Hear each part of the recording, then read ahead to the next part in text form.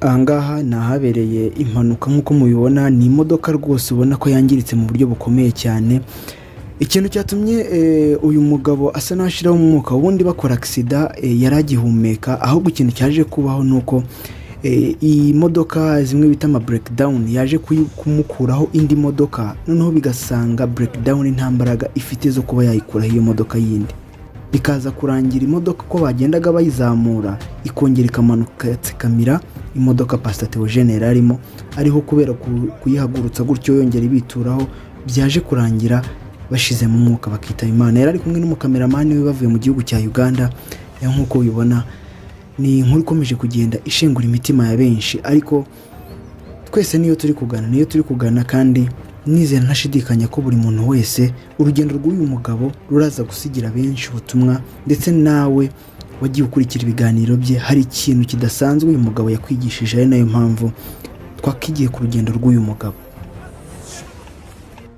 Kuri uwo munsi nzapfa mpfuye nziza urw'ikirago cyangwa impanuka, mpagaritse impaka n'impuha, nsinzwe intambara z'impfabusa, nsezeye isi y'abatabona bareba, ntuzandirire nibwo nzaba ntangiye kubaho. Kuri uwo munsi nzapfa abasore nibasohoka basigasiye isanduku intwaye, ntuzasesa amarira mu maso utekereza ko nkumbuye isi. Oya, nzaba nsoje iby'isuzi ntashye mu yindi sutazi. Kuri uwo munsi nzapfa ntuzababare ngo uboroge, si wabo w'ababi nzaba ngiye, nzaba nkumutse amaso nsobanukiwe ibyo nabeshywe, nkibara mu babona kandi ndandaswe ntabizi. Nibyo yapfuye nyine ari kuva Bugande, n'abashyitsi yaravuye gufatayo, ubwo rero nyine haza indi modoka irabagonga. Habashije kuvamo umuntu umwe mu modoka ari muri koma, ariko we n'abandi bamama babiri imodoka bagiye hejuru, nyine byanze kuvaho, n'ubu ngo ntabwo iravaho, nyine byarangiye.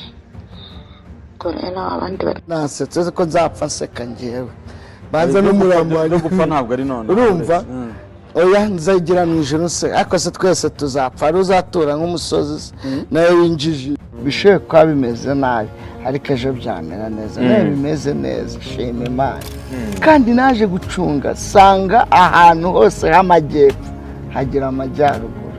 Icyo ashaka kuvuga ni iki hagati aho ngaho? Ibyo tudafitiye igisubizo, Imana ibifitiye igisubizo.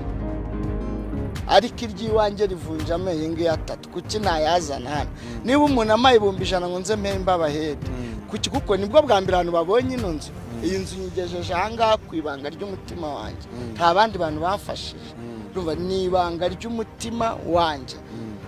Kandi ubwo nayubakaga iyanjye itaruzura, nanayitangiye ntaranayimukiramo, nanayitangiye ntaranayikinga, nanayitangiye ntaragura ibirahure by'iwanjye irangigaye. Umva we se nkubwiye ngo mba numva ameze gute? Buri musaza areruka akagera ahantu agarukira, ahantu ibintu bimugejeje, nta hantu habe Imana itakora umuntu, nta hantu habe Imana itakora umuntu, ngo byumve ubimenye ubibwire n'abandi ko nta hantu habe Imana itakora, ngo nta hantu habe Imana itakora umuntu, nta hantu habe Imana itakora umuntu, ngo byumve ubimenye ubibwire n'abandi ko nta hantu habe Imana itakora umuntu. Amen. Hallelujah. Hallelujah.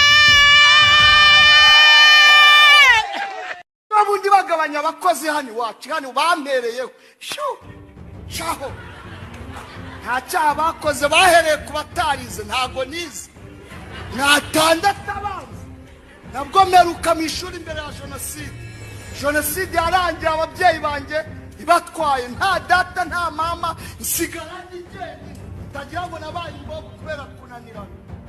Data na mama barishwe muri jenoside,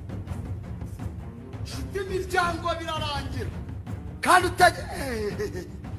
navukiye mu buzima bwiza mana,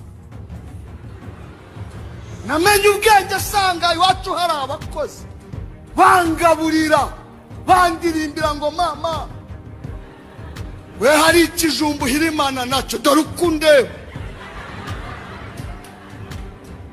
najyaga kwishina imodoka ari nkamwagaruka n'imodoka nize kuri apape abantu bari muri uyu mujyi imbere ya jenoside ibigo 5 byigagamo abana b'abakire ekole belge ekole française apel Rugunga apape na Kigali ndabashase ubuzima ni ubuzima ariko umubwiriza aranditse aravuga iby'isi byose ni ubusa niwakwiruka